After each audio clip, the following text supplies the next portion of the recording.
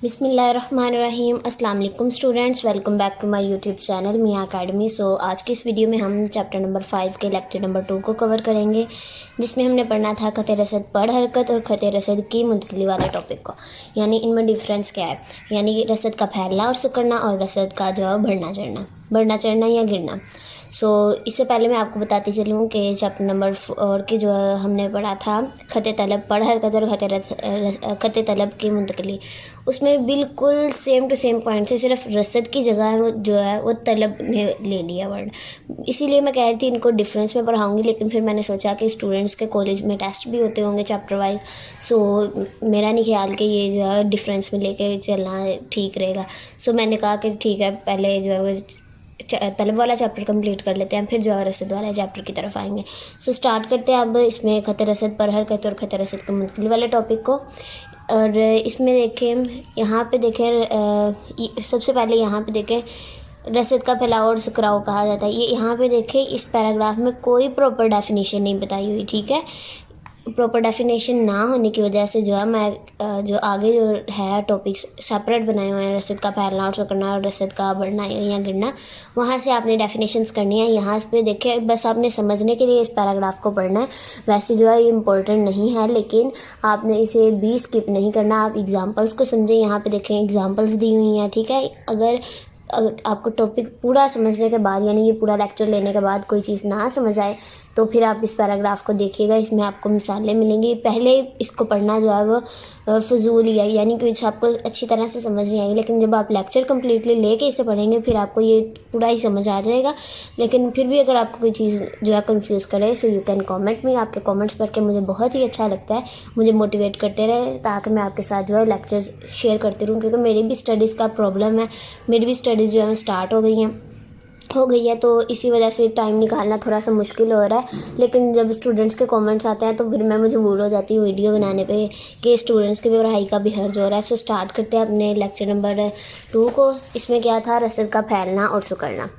अब हमने तलब का फैलना और सिकुड़ना में पढ़ा था कि यानी इसकी कीमत के यानी यहाँ पे देखें, इसकी बरअक्स कीमत कम होने पर रसद भी कम हो जाती है। इसे रसद का यानी ये जो है वो कीमत के कमी की वजह से, कीमत के ज़्यादा या कम होने की वजह से जो है रसद का फैलना और सिकुड़ने वाले टॉपिक को जो है वो हम पढ़ते हैं। लेकिन बढ़ना चढ़ना में क्या था, दीगर अवामिल जो है वो असरअंदाज होते हैं। इसमें जो है वो कीमत की वजह से होता है, कीमत की कमी या ज़्यादा होने की वजह से जो है वो तब्दीली आती है रसद में। और दूसरी तरफ क्या है, रसद के बढ़ने या गिरने में उसमें था दीगर अवामिल होते हैं। वो आगे अवामिल हम देख लेंगे, तलब वाले टॉपिक में भी हमने पढ़ा था।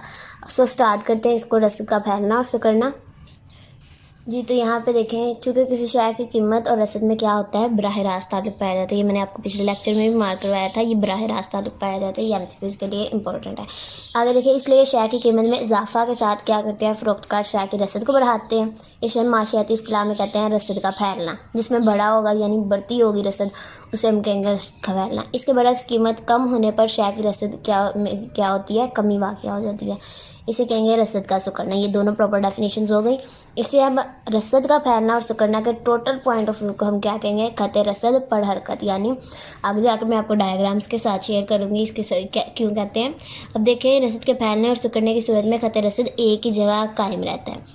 यानी खत रसद, ये मैंने आपके साथ शेयर किया था, ये SS कर्व ये DD कर्व होती है जो नीचे की तरफ जाती है, और ये जो है SS कर्व होती है, ठीक है। ये आपने बिल्कुल भी नहीं भूलना, इनमें तो डिफरेंस याद रखना है। ये DD कर्व है और ये क्या है, SS कर्व। यानी ये रसद की जो है वो कर्व है, सप्लाई की कर्व है, और ये डिमांड की कर्व है, यानी DD कर्व है, तलब की कर्व है, ठीक है। इसलिए फ़रोख्त कुनिंदगान का खत रसद एक नुक्ता से दूसरे नुक्ता पर हरकत करता है। इसे क्या कहेंगे हम, खत रसद पर हरकत। इसकी भी आपने डेफिनेशन याद कर लेनी है, यहाँ से लेके ये यहाँ तक बन रही है, ठीक है। अब इसका गोशवारा देखें, यानी टेबल देखें, तो सबसे पहले क्या किया हुआ है इन्होंने, कीमत बताई हुई है और मिकदार रसद बताई हुई है।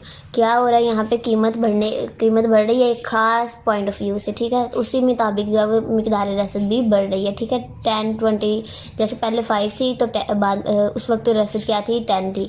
बाद में 10 हुई, फिर 20 हो गई यहाँ पे रसद। यानी उसी हिसाब से जो है चेंज चेंज करना है। फॉर एग्जांपल अगर मैं यहाँ पे चीनी की कीमत अगर पहले 2 रुपये रखूँ तो ये मिकदार रसद यहाँ पे 5 रख लूँ, तो बाद में जब 4 कीमत होगी, यानी मैंने ये वैल्यूज़ मुझे याद नहीं है तो मैं खुद अपनी वैल्यूज़ बना रही हूँ। तो यहाँ पे देखिए 4 मैंने रुपए किए तो यहाँ पे मैं 10 कर दूँगी, ठीक है। इनमें भी आप चेंज कर सकते हैं, लेकिन जो है वो आपने किसी हिसाब से करना है कि जो है वो गलत ना हो, ठीक है, वैल्यूज़ गलत ना हो।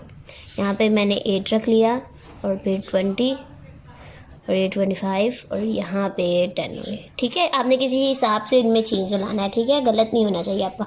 अब इन्हीं वैल्यूज़ को उन्होंने क्या किया, डायग्राम में पुट कर दिया। यहाँ पे एक्सप्लेनेशन लिखी हुई है, आप इसे जो है पहले बताएं कि चीनी की कीमत वाई एक्सिस पे रखा, एक्स एक्सिस पे जो है वो मिकदार रसद रखी। इसको डायग्राम को एक्सप्लेन करना मैं आपको पेपर प्रेजेंटेशन में बताऊँगी, उसके साथ कैसे इनके पॉइंट्स यानी इसकी वजाहत को किस तरह पॉइंट्स में बना के लिखना है, ये मैं आपके साथ जो है पेपर इसमें प्रेजेंटेशन में, इकोनॉमिक्स के पेपर प्रेजेंटेशन में ज़रूर शेयर कर दूँगी ताकि जो आपकी हेल्प हो जाए।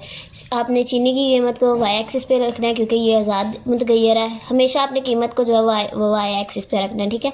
और यहाँ पे मिकदार रसद को क्या किया, एक्स एक्सिस पे रख लिया। इन्हीं वैल्यूज़ को जो हमने यहाँ पे पुट किया, यहाँ पे देखें तो यहाँ पे देखें ये पॉइंट दरमियान वाला, ये रसद का क्या हो रहा है, फैलाव हो रहा है, यानी रसद यहाँ पे बढ़ रही है, ठीक है। और यहाँ पे जो है वो कीमत कम हो रही है तो रसद भी कम हो रही है, इसे हम क्या कहेंगे, रसद का सुकराव। बस ये जो है नुक्तों का यानी बढ़ना या चढ़ना है ना, ये जो ऊपर की तरफ जा रहे हैं और नीचे की तरफ आ रहे हैं, इसे हम क्या कहेंगे, रसद का सुकराव और रसद का फैलाव। बस ये हमने मार्क कर देना है वहाँ पे पेपर में भी, डायग्राम में, ठीक है। सो ये यहाँ पे एक्सप्लेनेशन थी, ये भी मैं आपके साथ शेयर करूँगी कि इस तरह से लिखनी है। आप इसे वर्ड ना याद करिएगा बल्कि अपनी वर्डिंग में एक्सप्लेन करिएगा, ठीक है। आगे आ गया रसद का चढ़ना और गिरना। इसमें क्या है, जब किसी शय की कीमत में तब्दीली के बगैर ही शय की रसद में इजाफा दीगर अवामिल की वजह से होता हो। अब हमने देखा था तलब वाले चैप्टर में हमने क्या किया था, I think so page number यहाँ पे जी, तो ये थी तलब का फैलना और सुकड़ना, पेज नंबर 79 पे, जिसमें हमने देखा था कीमत की वजह से बढ़ती है कम होती है। और तलब का स्पेस देखा था, तलब का चढ़ना और गिरना, इसमें पेज नंबर 80 पे आई है। ये यानी दिगर वामिल की वजह से है, बिल्कुल सेम टू सेम है, बस तलब की जगह जो है वो रसद ने ले लिया है, इसीलिए जो है डेफिनेशंस बिल्कुल सेम है, बस तलब की जगह रसद लिखना है आपने, ठीक है। सो यहाँ पे देखें 108 पे, जब किसी शय की कीमत में तब्दीली, यानी ये कीमत नहीं चेंज होगी, तो कीमत के चेंज होने के कीमत चेंज नहीं होगी, सॉरी, दीगर वामिल जो होंगे, इजाफा होगा, उसमें क्या होगा, तो रसद जो है बढ़ेगी, तो उसे हम क्या कहेंगे, रसद का चढ़ना। रसद के बढ़ने चढ़ने में रसद तब्दील होती है, ठीक है। आगे देखिए यहाँ पे डायग्राम बताई हुई है। डायग्राम में देखें तो पहले क्या थी, यानी दीगर मामले, फॉर एग्जांपल ये हमने अगर अपने तलब वाले टॉपिक के लेक्चर्स लिए हैं, मेरा नहीं ख्याल कि आपको कोई चीज़ नहीं समझ आ रही होगी। यहाँ पे देखिए मौसम हो सकता है दीगर मामले में, और उसमें फ़ैशन में तब्दीली, इस तरह से आमदनी में तब्दीली, कितने ज़्यादा दूसरे वामिल होते हैं, ठीक है। ये हमने पढ़े थे तलब वाले चैप्टर में।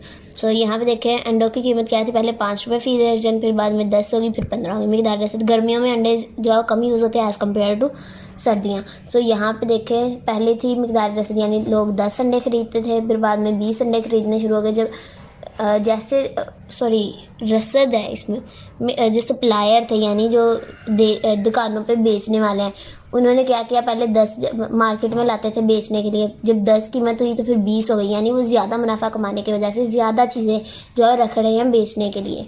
सो यहाँ पे क्या थी, 15 थी, तो फिर बाद में यहाँ पे क्या होगी, 30 हो गई। अब यहाँ पे सर्दियों में वो ज़्यादा अंडे लाएंगे एज़ कम्पेयर टू गर्मियाँ, जैसे जैसे कीमत बढ़ेगी वैसे वैसे सर्दियों में भी इजाफा हो रहा है। लेकिन फ़र्क इसमें इतना है कि गर्मियों में जो है वो 10 थी और सर्दियों में 20 थी। यहाँ पे देखें जब 10 कीमत हुई तो फिर 20 थी यहाँ पे, और फिर यहाँ पे 30 हो गई। कोई चीज़ नहीं समझ आती सो यू कैन कमेंट में। तलब वाले चैप्टर में मैंने आपके साथ बहुत ही अच्छी तरह ये एक्सप्लेन कर दिया था। अब इन्हीं वैल्यूज़ को हमने क्या किया, डायग्राम में शेयर कर दिया। गर्मियाँ यानी समर, ये एस वाला हो गया, ठीक है, एस को शो कर रहे हैं, ये गर्मियों वाला हो गया, ठीक है, ये जो ग्राफ है कर्व है, और ये विंटर वाला यानी सर्दियों वाला हो गया, ठीक है। अब यहाँ पे क्या हो रहा है, जब कीमत 20 थी तो अंडों की कीमत जब 10 थी, अंडों की कीमत जब 10 थी तो मिकदार रसद क्या थी, गर्मियों में 20 थी, लेकिन सर्दियों में क्या हुआ, 30 थे। तो ये क्या है, ग्राफ जो है वो आगे को जा रहा है, यानी खत रसद की मुंतकली, यानी आगे को बढ़ रहा है, खत रसद पर नहीं हरकत हो रही, खत रसद पर हरकत नहीं हो रही बल्कि चेंज हो रहा है, खत रसद पर उसके की मुंतकली हो रही है। सो ये हमने क्या किया, इसे एक्सप्लेन कर दिया कि ये खत रसद की मुंतकली हो रही है। यहाँ पे डायग्राम के आगे एक्सप्लेनेशन कर दिया, आगे आ गया रसद का गिरना। जब किसी शय की कीमत जो है तब्दीली में लाए बगैर जो दीगर वामिल की वजह से रसद कम हो तो उसे हम क्या कहेंगे, रसद का गिरना। इसी तरह इन्होंने ये जो है वो की हुई है यहाँ पे, वही वैल्यूज़ यहाँ पे पुट की हुई हैं, लेकिन क्या है यहाँ पे दीगर वामिल है, यानी सर्दियाँ और गर्मियाँ, यानी मौसम का यहाँ पे इफ़ेक्ट पड़ रहा है, वही वैल्यूज़ थी। और ये जो उन्होंने क्या किया, डायग्राम में उन्हीं वैल्यूज़ को शो कर दिया। अब यहाँ पे देखें रसद में तग़य्युरात के असबाब, वेरी इंपॉर्टेंट फॉर लॉन्ग, इस तरह के जो थे पिछले चैप्टर में भी थे। तलब पर की लचक पर असरअंदाज होने वाले वामिल और दीगर वामिल थे, जैसे मुस्तस्नियात थी, मुफरजात थे। और इस चैप्टर में भी ये तग़य्युरात के असबाब, ये इस तरह के लॉन्ग क्वेश्चन जो है वो अक्सर आ जाते हैं। सो इन्हें आपने मिस नहीं करना, इन्हें जो है आपने अच्छे तरीके से जो है प्रिपेयर करना। अब यहाँ पे देखें तो हेडिंग्स बनाई हुई हैं, उन्होंने बताई हुई हैं। सो यहाँ पे आपने क्या करना है, हेडिंग्स सारी याद कर लेनी है, ठीक है। यहाँ पे देखें तकरीबन 9 जो है वो हेडिंग्स दी हुई हैं, तो आपने इन हेडिंग्स को एज टू यानी पॉइंट ऑफ व्यू से बिल्कुल अच्छे तरीके से इसे याद करना, टू द पॉइंट याद करना हेडिंग्स को। लेकिन जो अंदर वाली एक्सप्लेनेशन है इसे आपने अपनी वर्डिंग में एक्सप्लेन कर सकते हैं, लेकिन शर्त ये होनी चाहिए कि आपकी जो उर्दू की जो है वो लिखने का तरीका आपका सही हो, ठीक है। सो आपने इसे पढ़ना है पहले अच्छे तरीके से, किसी भी चीज़ को मिस नहीं करना, ठीक है। आपने पहले पूरा पैराग्राफ का पढ़ना है, फिर बाद में खुद से लिख के देखना है कि मेरा बिल्कुल भी ठीक होता है कि नहीं। अपने किसी जो है वो फिर क्लास वाले उसको दिखा के किसी जैसे यानी हेल्प लेके उससे पूछ रहे हैं कि मैंने ठीक लिखा है कि नहीं। फिर आपने जो है इस तरह से बाकी पॉइंट्स को भी याद कर लेना है। अगर कोई चीज़ नहीं समझ आती सो यू कैन कमेंट में। अगला लेक्चर है हमारा रसद की लचक वाला टॉपिक। उम्मीद है कि आज का लेक्चर हमें आपको पसंद आया होगा। आप कम्युनिटी को क्यों नहीं देख रहे? कम्युनिटी में इतने मैंने क्वेश्चंस पोस्ट किए हुए हैं, लेकिन स्टूडेंट्स आके वहाँ पे तकरीबन फर्स्ट लेक्चर पर अगर देख लें तो 500+ व्यूज़ हैं, लेकिन जो कम्युनिटी है वहाँ पे सिर्फ ज़्यादा से ज़्यादा जो है 13 बच्चे जो है आंसर देते हैं। क्यों नहीं देते वहाँ पे? यहाँ तो आपको इनकी समझ नहीं आ रही लेक्चर्स की। अगर आपको लेक्चर की नहीं समझ आती सो यू कैन कमेंट में आपको जो है वो पूछे मुझसे, लेकिन कम्युनिटी में तो क्यों नहीं आप आंसर करते हैं? कम्युनिटी में भी क्वेश्चंस के जो है वो आंसर पोस्ट किया करें, देखा करेंगे उसे जो है आंसर्स जो है वो अपने क्विज़ किया करें वहाँ पे। उम्मीद है कि आज का लेक्चर पसंद आया होगा। दुआओं में याद रखिएगा। Take care. अल्लाह हाफिज़।